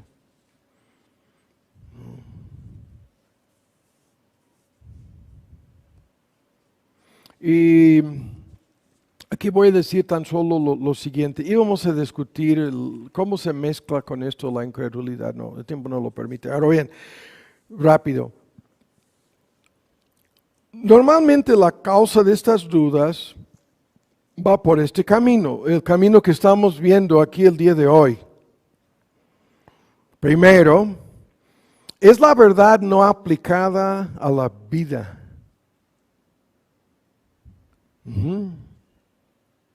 Es la verdad no aplicada a la vida, ¿no? ¿Qué dijo que esto?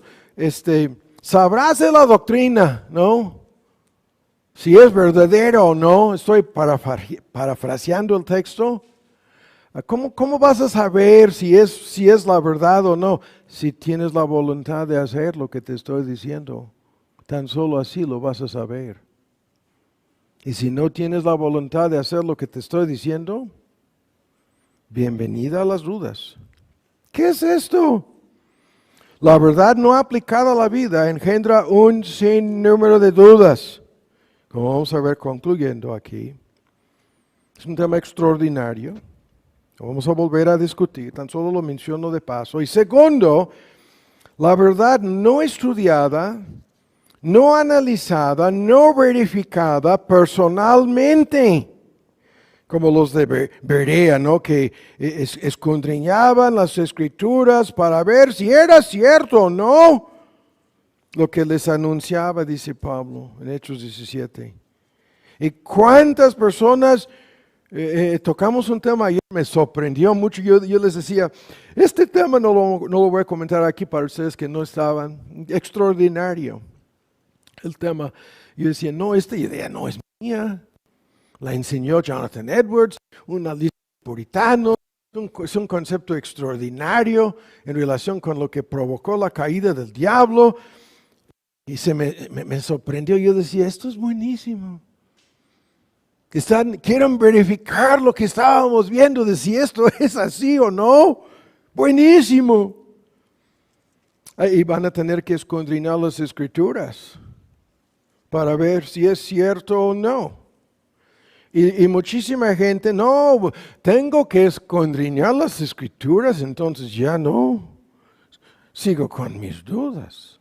Quédate con tus dudas entonces, porque así será el asunto. Nunca saldrás de estas dudas. Si no te pongas a escuchar, y sigo diciendo, aplicar la palabra de Dios, ¿no? Ahora, hay un papel de la fe en todo esto. Como el tiempo se nos fue, no vamos a discutir esto tampoco. Esto lo hemos visto, creo que eran 2 domingos, acerca de los que no mezclaban la fe con la palabra, ¿no? La causa de la apostasía de los judíos a lo largo de su historia, según Hebreos, ¿no? Pero el papel de la fe en este asunto, de sacar el máximo provecho de la palabra, seguimos hablando, ¿no? Aquí estamos en una forma genérica introduciendo los principios que vamos a discutir próximamente, pero la fe, que no es algo psicológico, emocional, no es autoengendrado, es el don de Dios, ¿no? Todo este asunto de los dones espirituales, todos los creyentes tienen por lo menos el don de la fe. Algunos sabemos no tienen el don de dar, oh, pobrecitos. Otros no tienen el don de misericordia, nunca van a perdonar a nadie. Otros no tienen, por favor, no todos tenemos por lo menos el don de la fe. Y esta fe es la sustancia de las cosas que estamos esperando, la plena demostración de las cosas que en este momento no se ven. Es un tema extraordinario el papel de la fe en todo esto. Porque la fe nos convence de la realidad y la verdad de la palabra de Dios. En una forma milagrosa, sobrenatural. Dios te da ojos para ver, oídos para oír, manos para actuar, ¿no? Y un corazón para creer, y todo esto ha de resultar en pies para obedecer, creyendo, confiando y entregándose a Cristo y a su palabra. Es un tema extraordinario. Como no vamos a discutir el tema de la incredulidad, tampoco vamos a discutir el papel de la fe en todo esto. Estamos diciendo que es crucial el papel de la fe en esto. Ahora vamos a terminar con esto. Y esto es algo, espero que sea de ayuda, ¿no? 3 ejemplos de cómo hemos de tomar a la luz de todo lo que hemos escuchado y aplicar la palabra de Dios, practicar la palabra de Dios. 3 promesas, ¿no? El tema de las promesas es un tema que hemos discutido, hay miniseries sobre las promesas de Dios. El tema no es nuevo para la mayoría de nosotros, pero Dios en muchísimos ejemplos en cuanto a cómo poner en práctica esta palabra, se nos acerca a través de sus promesas. Y toda la vida cristiana comienza así. La promesa de salvación es una promesa.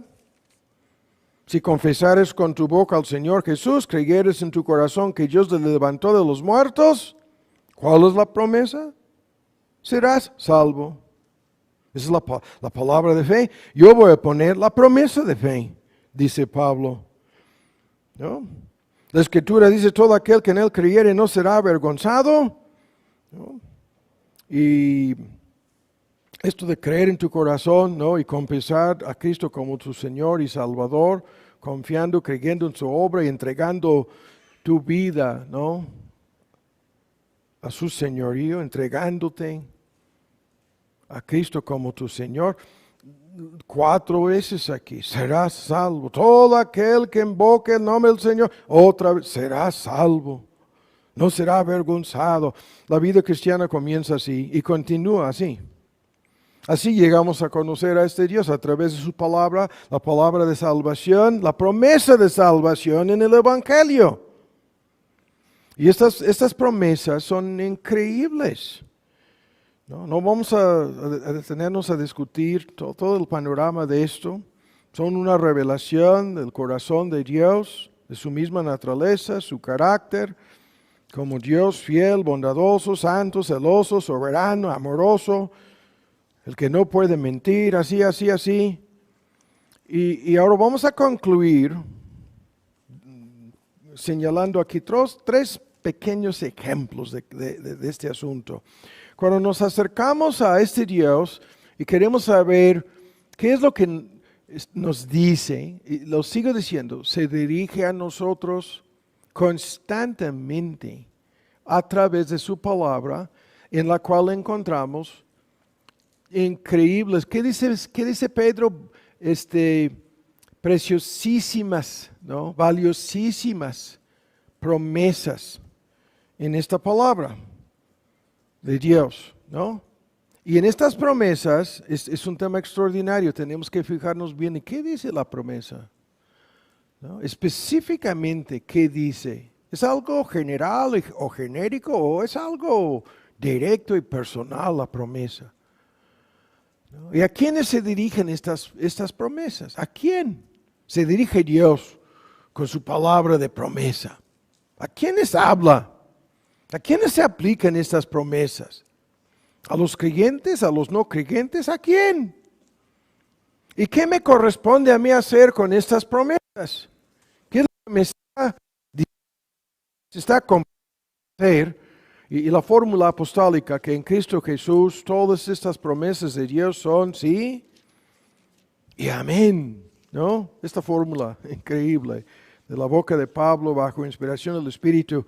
Todas estas promesas de Dios son dirigidas, ¿no? A los creyentes, y en Cristo Jesús se cumplen a través de la relación que tenemos con Él. Estoy citando de 2 de Corintios 1, ¿todas las promesas de Dios son en Cristo? Sí. La respuesta afirmativa, amén, que así sea. Por nosotros, para nosotros. Sí, para nosotros, amén. Y todo el asunto para la gloria de Dios, dice Pablo. Y la pregunta, ¿están condicionadas algunas de estas promesas? La condición de salvación es arrepentirse y entregarse a Cristo, reconocerle como tu Señor y Salvador, confiando tan solo en su obra, ¿no? Esa es la condición. ¿Están condicionadas las demás promesas? ¿Sí o no? Algunas sí, otras no. Como ya sabemos. Ahora, para concluir el día de hoy, 3 promesas. Y esto ya comienza, estamos encaminándonos a lo que vamos a hacer para cerrar esta miniserie. Ahora, estas 3 promesas son, primero, escuchen, porque se nos va a acabar el tiempo, las voy a leer. La primera promesa dice, escuchen el texto, el que bebiere del agua que yo le daré, habiendo dicho que los que beben del agua del pozo volverán a tener sed de inmediato, mas el que bebiere del agua que yo le daré, para siempre no tendrá sed. ¿No? Y esto está combinado, esta promesa se repite en una serie de textos en Juan 4, Juan 6, Juan 7 y otros textos en donde la promesa es nunca volverán a tener sed ni hambre. Se agrega hambre, ¿no? Nunca volverán a tener sed jamás. ¿Qué quiere decir esto? ¿Qué tipo de promesa es esta? Que se repite constantemente. ¿Qué quiere decir? La primera promesa. La segunda promesa, escuchen, Romanos 8, 28, dice todas las cosas para los que aman a Dios y son llamados según su propósito, todas las cosas son encaminadas para su bien. ¿Qué tipo de promesa es esta? ¿No? Romanos 8, 28. El texto más citado de la Biblia en cualquier contexto de problemas, luchas, dificultades. Medio mundo, hasta los no creyentes, acuden a Romanos 8, 28. Todo será encaminado para tu bien. ¿A de veras? ¿Qué tipo de promesa es esta? ¿Qué quiere decir esta promesa? ¿No?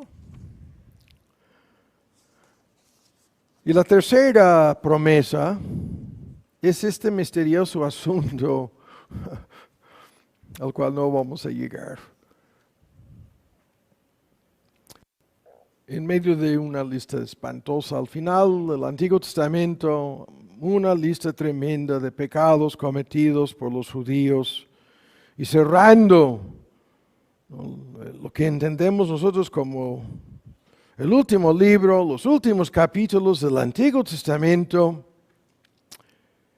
Dios dice a los judíos, entre tantas cosas, traed todos los diezmos al alfolí, y nosotros no creemos en el diezmo bajo el Nuevo Testamento, es porcentaje proporcional lo que el Nuevo Testamento enseña, conforme a que uno haya sido proporcionalmente prosperado. Es un tema que va mucho más allá del tema de un 10% para los y ni siquiera recogemos aquí una ofrenda pública. La mano derecha no sabe lo que la mano izquierda hace con estas cuestiones aquí. Pero traedme, dice a los judíos, los diezmos al alfolí, ¿no? Y haya alimento en mi casa. Probadme ahora en esto, dice Jehová de los ejércitos, probadme en qué. Si no os abriré las ventanas del cielo, y vaciaré sobre vosotros bendición hasta que sobreabunde. Ahora, este es el tema, ¿no? Creo que no vamos a terminar con esto el día de hoy. Pero ¿qué es lo que está en este texto? Una promesa. Y la promesa está condicionada ¿en cuál forma? ustedes tienen que probarme. Este misterioso asunto, ustedes tienen que ponerme a prueba. Que me pongan a prueba, dice este Dios, para ver si yo voy a cumplir o no mi palabra, para que vean que yo voy a cumplir mi promesa. Una bendición derramaré sobre vosotros, sobre ustedes, hasta que sobreabunde. Y hay una tremenda lista de promesas que van por este camino, en donde, como yo decía, los que no ponen la palabra de Dios, ¿no?, en práctica, no van a sacar provecho alguno de esa palabra. Y los que no hacen un gran esfuerzo para escudriñar, estudiar y entender esta palabra, tampoco, los que no buscan a de veras a Dios en todo el proceso, van a fracasar en la meta principal del asunto. Porque esto es una relación con Dios, lo que está de por medio. Ahora con esto vamos a concluir. Escuchan, a propósito, he mencionado estas tres promesas con este fin. Ahora vean, para concluir, de la boca de Cristo, nunca volverán a tener hambre ni sed, combinando los textos, aunque vimos tan solo uno en Juan 4. ¿Qué quiere decir esto? No volverán a tener hambre, no volverán a tener sed. ¿No? La ilustración es gráfica, la sensación de hambre, ¿no?, de sed, ¿no?, comida y agua, ¿no?, hambre y sed ocasionadas por la necesidad, por escasez, por lo que sea. Es un tema extraordinario. Pero no estaba hablando de comida y agua. No, esta promesa es increíble. La promesa del Evangelio, tu alma quedará satisfecha al venir a mí, al acudir a mí, al creer en mí. Al grado en que nunca volverás a sentir desesperación total. Al grado en que nunca volverás a sentir, ¿no?, necesidad desesperadamente. Nunca volverás a sentirte sin esperanza. Nunca volverás a sentirte vacío, incompleto, insatisfecho. Porque el tema es un modismo, es extraordinario, el tiempo no nos permite discutirlo. Hambre y sed son las dos cosas necesarias para vivir, para sobrevivir, para sostener tu vida física en este mundo. ¿Y Cristo qué es lo que nos ofrece? Algo más allá de la vida física de este mundo. Satisfacción para todas las necesidades más profundas de tu alma. La solución, la satisfacción de tus necesidades intelectuales, mentales, emocionales, trascendentales, incluso psicológicas, ¿no? Tu necesidad de ser visto, escuchado, conocido y amado. ¿Cuántas veces esta fórmula la conocemos? Quedarás satisfecho. Si tan solo bebes del agua, ¿no?, de vida, brotará ríos de agua. Y nos saca de dudas. Juan nos dice en otro texto que estaba hablando de la obra milagrosa del Espíritu Santo en tu corazón. Dios el Espíritu Santo obrando en tu corazón. La promesa es extraordinaria. Y la pregunta, cada creyente en teoría ha creído esta promesa. En teoría. Pero ¿cuántos de estos han experimentado su realidad? ¿Cuántos de los que se identifican como creyentes? ¿No? Se les acabaron sus sueños de hacerse felices en el mundo, en el pecado, de satisfacer las necesidades más profundas de su cuerpo y alma. ¿Cuántos creyentes han experimentado el cumplimiento de esta promesa? Estamos experimentando esto cada día de nuestras vidas, los creyentes. Ahora rápido, la promesa de Romanos 8:28 ni es necesario ver el texto. ¿Qué quiere decir ese texto? Todo encaminado para bien. ¿Qué quiere decir esto? No, yo pensaba que algunas para bien y otras para mal. No, dice el texto. Todas las cosas obran para bien. ¿Cuál bien? El bien de hacernos semejantes a Cristo, dice el próximo texto. En este sentido, se sobreentiende que esto tiene un fin, la palabra bien tiene una definición teológica técnica aquí. Ya no vamos a creer que algunas cosas no, todas las cosas están siendo encaminadas para ese fin, para ese bien. Sí, ¿cuál bien?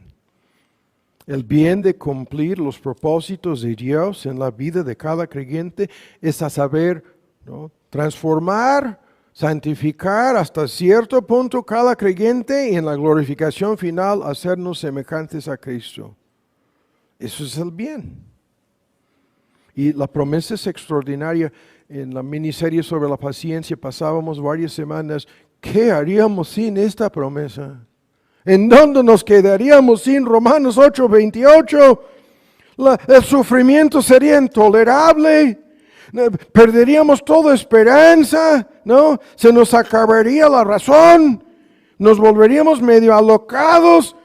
La vida ya no tendría sentido. Pero a la luz de Romanos 8:28, la vida tiene sentido. Y Dios tiene la razón. Y el peor sufrimiento no es intolerable, no es sin razón, no es sin propósito. El tema es extraordinario. No vamos a pasar media hora dándole vueltas, no es necesario. ¿Qué tipo de promesa es esta? Estamos ilustrando, concluyendo el día de hoy, cómo todo este asunto, superando la flojera, los obstáculos, y ahora vean, llegando a decir no a las dudas, ¿no?, y comenzando a poner en práctica la palabra de Dios, las promesas de Dios en nuestras vidas. Ahora hay que concluir con esto. Esta promesa de Malaquías 3, lo vuelvo a decir, olvídense del diezmo, olvídense del contexto histórico. Este tema es extraordinario. Hay una lista de textos que se nos prohíben probar a Dios. Incluso cuando el diablo mal citaba el Salmo 91, ese Salmo 91, el que todo el mundo citaba a lo largo de, incluso aquí, nos reuníamos a veces en la época de COVID y nos poníamos a leer el Salmo 91, el que habita al abrigo del Altísimo, morará bajo la sombra del Omnipotente, y comienzan las promesas: te librará del lazo del cazador, de la peste destruidora, y no tendrás temor de espanto, ni la sieta, ni la pestilencia, ni la mortandad, y así, es un salmo extraordinario, increíble. Y una parte de este salmo lo citaba el diablo indirectamente a nuestro Señor Jesús. En las manos te llevarán y tu pie no se vaya a tropezar en ninguna piedra. Y así mal citaba el diablo este texto mal aplicaba la promesa a nuestro Señor Jesús. Y la respuesta de Cristo: no pongas a prueba, ¿no?, vuestro Dios. Cuando le decía, tú vas a subir abajo, no pongas a prueba tu Dios. Es un tema extraordinario. Incluso a esto a lo mejor vamos a llegar a mostrar cuál es la aplicación verdadera de estas promesas en el Salmo 91. ¿Cuál ha de ser el cumplimiento de esta lista de promesas, increíbles promesas en el Salmo 91? Y ahora concluimos con la contraparte. Al mismo tiempo que se nos prohíbe malinterpretar promesas y probar a Dios así, se nos exhorta, se nos manda, como en Malaquías 3, a poner a prueba las promesas de Dios. ¿A ponerlas a prueba? Sí, claro que sí. Poner a prueba lo que hemos leído, lo que hemos oído, demostrando por nosotros mismos su veracidad, su verdad, experimentando nosotros mismos el cumplimiento de estas promesas de Dios en nuestra vida. Eso es lo que sucede en el momento de la conversión de quien sea, exactamente eso. La persona invoca a de veras a Cristo como Señor y Salvador, habiendo sido capacitado por el milagro de la gracia de Dios y el don de la fe, y la persona recibe esta salvación. Y así comienza la relación que tenemos con este Dios a través de su palabra, a través de sus promesas. Y ahora hay que concluir diciéndolo, ¿no? Esta fórmula, ponedme a prueba en esto. Estoy citando el texto de Malaquías 3:10. Que me pongan a prueba. Y ven, el lenguaje es tan acertado en esto, dice. A ver si no se abrirán las ventajas del cielo. A ver si no vaciaré sobre vosotros bendición hasta que sobreabunde. Que me pongan a prueba, dice este Dios. Esto es extraordinario. Que le pongamos a prueba en sus promesas. Ahora escuchen, esto es lo que sucede. Le hemos puesto a prueba respecto a su promesa de misericordia. Deja el impío su camino, el hombre inicuo sus pensamientos. Vuélvase a Jehová. La promesa, quien tendrá de él misericordia. Y al Dios nuestro, quien será amplio en perdonar. Cada creyente ya puso a prueba la promesa de misericordia en Isaías 55. Y hemos encontrado que el asunto es exactamente así. Nos ha perdonado ampliamente, teniendo misericordia de nosotros. El Dios que dice, tendré misericordia del que tendré misericordia. Dice, deja el impío su camino, vuélvese al Señor. La promesa, ese Señor tendrá de él misericordia. Y así comienza el asunto, y así continúa. Hay que ponerle a prueba respecto a la eficacia de su gracia. Bástate mi gracia. Lo que Pablo recibió. Quiero que me ayudes. No, te voy a dar mi gracia. Y bástate, es suficiente. Basta, es lo suficiente. Es más que suficiente, más que lo necesario. Mi gracia. ¿No? Que es favor, sí, pero en el contexto de 2 de Corintios, poder. Porque mi poder se perfecciona en la debilidad humana. ¿No? La eficacia de su gracia la estaremos probando para superar nuestras debilidades, nuestras deficiencias, nuestros defectos, nuestras incapacidades, hasta el último día de nuestra peregrinación por este mundo. Estamos probando cotidianamente, diariamente la eficacia de su gracia para con nosotros. Estamos poniendo a prueba el cuidado de su providencia. ¿Qué tipo de promesa es Romanos 8:28? ¿Todas las cosas? ¿No algunas? No las malas convertidas en... No, todas las cosas encaminadas para bien. ¿Qué tipo de providencia?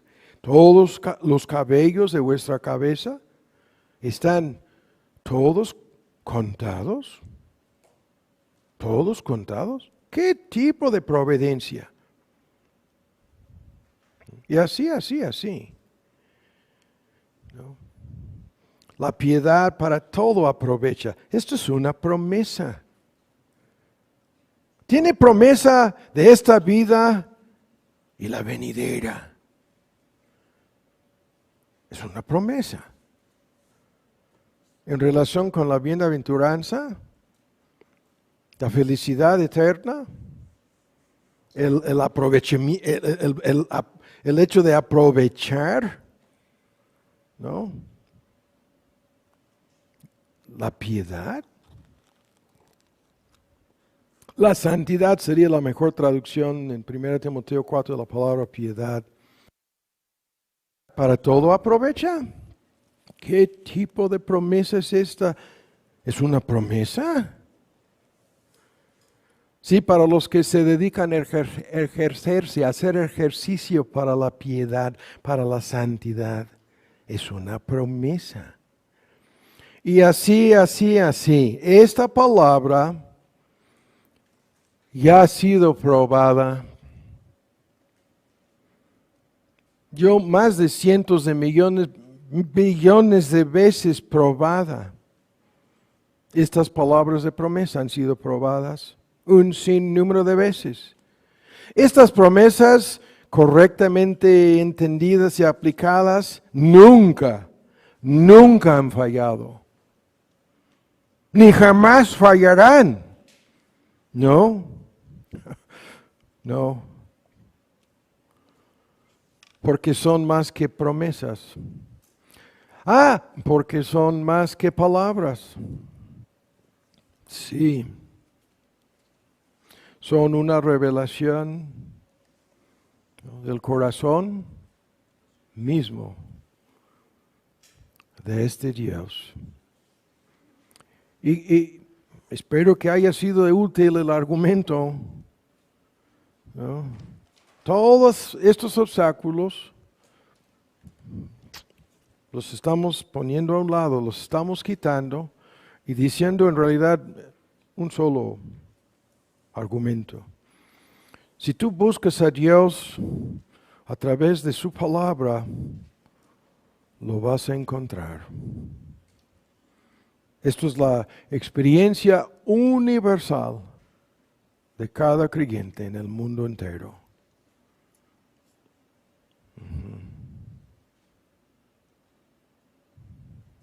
Que Dios nos ayude.